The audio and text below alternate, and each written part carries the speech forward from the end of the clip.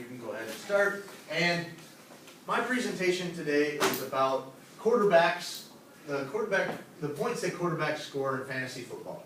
I personally love to play fantasy football. I do it every weekend. I've done it for a few years now. I just really enjoy it. And the way that fantasy football works, particularly with quarterbacks, is that for each set of yards that they throw, I think it's 25 yards, they get a point. Every touchdown that they throw, they get 6 points. If they throw an interception, they lose points. That kind of thing.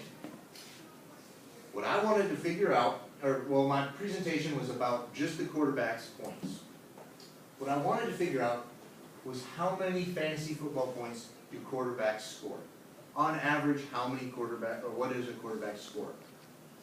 The reason I wanted to do that because when you play fantasy football, most often the quarterback scores the most points on your team.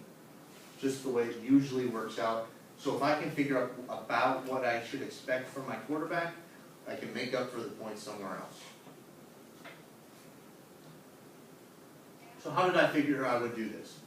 So I went to NFL.com.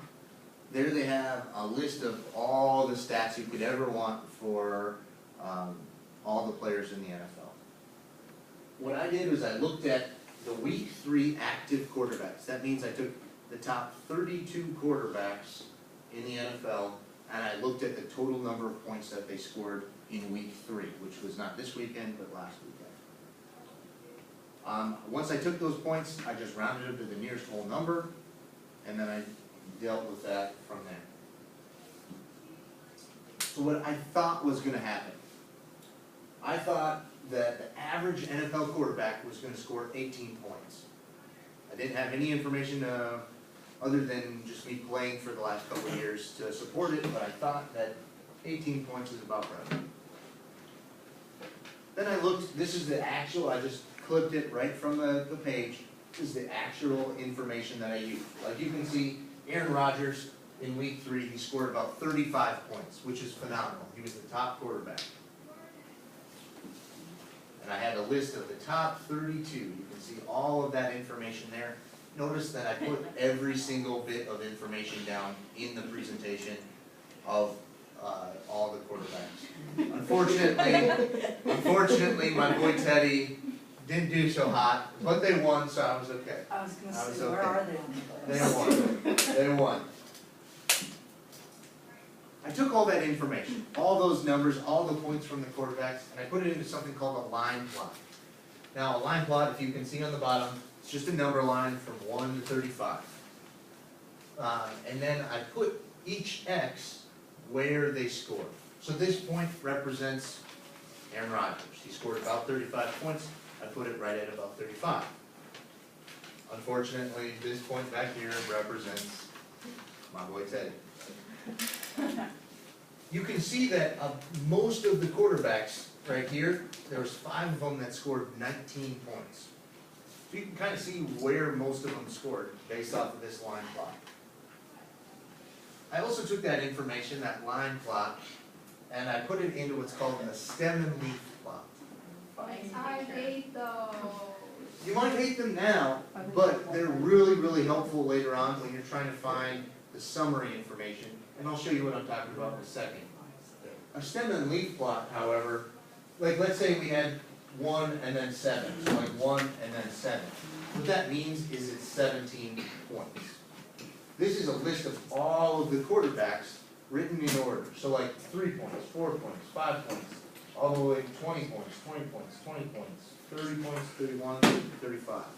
All of those points are written there. It's another way of listing your information. I took all that information and then I tried to summarize it by finding the maximum value, 35 points. The minimum value, 4 points. The mode, which is the number that happened the most often, was 19. You remember from that line plot, there was 5 points on 19. Then the mean, or the average, I took all of that information, I added it all up. So every one of the 32 quarterbacks, I added that information up, and then I divided it by 32, the number of quarterbacks. That gave me the average of 16. Then I also found the median, which was the middle number. I took the highest number, and then the lowest number, ticked it off. Then the second highest, and the second lowest, and the second highest, or the third highest, the third lowest. Keep taking them off until I got to the exact middle number, which ended up to also be 16. So that being said, my average was 16, my median was 16, so my hypothesis was wrong. My hypothesis, I said, was that I thought the average quarterback would score 18 points. However, because my mean and median were 16 points, I was 2 points too high. So that means NFL quarterbacks must score over 16 points to be in the top half of the league. They have to score over 16 points. So some of the things in this project that didn't quite go as well as I wanted, or I would do differently next time, would be that all my information was all from 1 week. It was all from 1 week. So that's not really that helpful because it changes from week to week. Quarterbacks change all the time. So next time I would definitely do it more than 1 week. In fact, I'd probably do it more than 1 year.